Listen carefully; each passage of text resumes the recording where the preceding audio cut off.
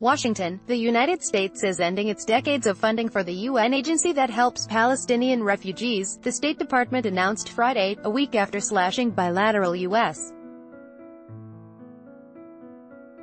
aid for projects in the West Bank and Gaza.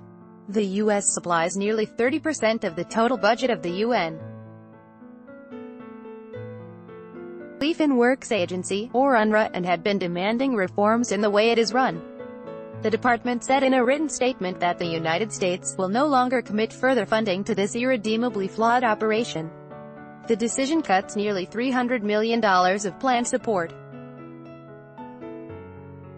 Residents of the besieged Palestinian camp of Yarmouk line up to receive food supplies in Damascus, Syria in January 2014.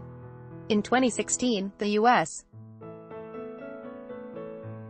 donated $355 million to the UNRWA, which provides healthcare, education and social services to Palestinians in the West Bank, Gaza Strip, Jordan, Syria and Lebanon, and was set to make a similar contribution this year. AP, it comes as U.S. President Donald Trump and his Middle East point men, Jared Kushner and Jason Greenblatt, prepare for the rollout of a much-vaunted but as yet unclear peace plan for Israel and the Palestinians, and it could intensify Palestinian suspicions that Washington is using the humanitarian funding as leverage. The Palestinian leadership has been openly hostile to any proposal from the administration, citing what it says is a pro-Israel bias, notably after Trump recognized Jerusalem as Israel's capital in December and moved the U.S. embassy there from Tel Aviv in May. The Palestinian Authority broke off contact with the U.S. after the Jerusalem announcement. In 2016, the U.S. donated $355 million to the UNRWA, which provides healthcare, education and social services to Palestinians in the West Bank, Gaza Strip, Jordan, Syria and Lebanon, and it was set to make a similar contribution this year. In January, the U.S. Trump administration released $60 million in funds but withheld a further $65 million it had been due to provide.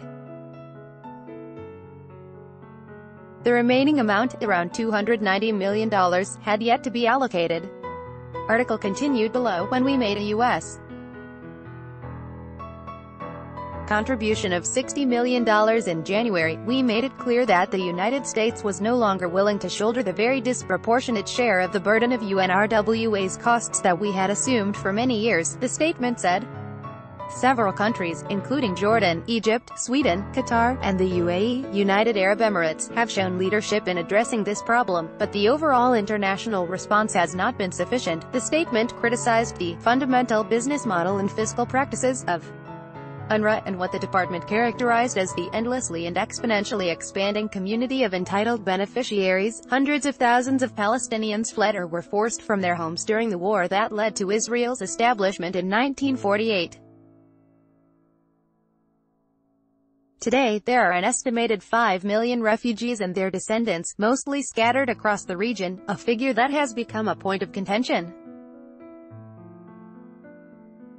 Palestinian leaders assert the right of those refugees to return to land now under Israeli control. Last Friday, the State Department announced the U.S. was cutting more than $200 million in bilateral aid to the Palestinians, following a review of the funding for projects in the West Bank and Gaza. Palestinian President Mahmoud Abbas' spokesperson called that U.S. decision an attempt to force the Palestinians to abandon their claim to Jerusalem.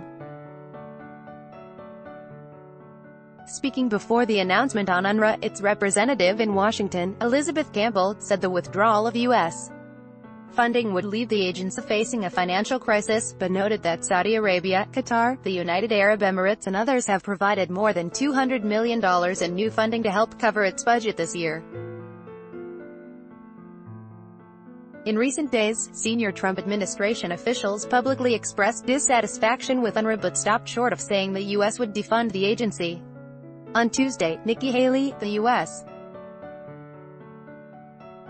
ambassador to the United Nations, complained that Palestinians continue to bash America, although it's the main donor for UNRWA. Speaking at the Foundation for Defense of Democracy's think tank, Haley also said, "We have to look at right of return for those classified as Palestinian refugees." She called on Middle East nations to increase aid. Article continued below. There is deepening international concern over deteriorating humanitarian conditions in the West Bank and Gaza, and the U.S. decision to defund provoked strong and polarized reactions in Washington.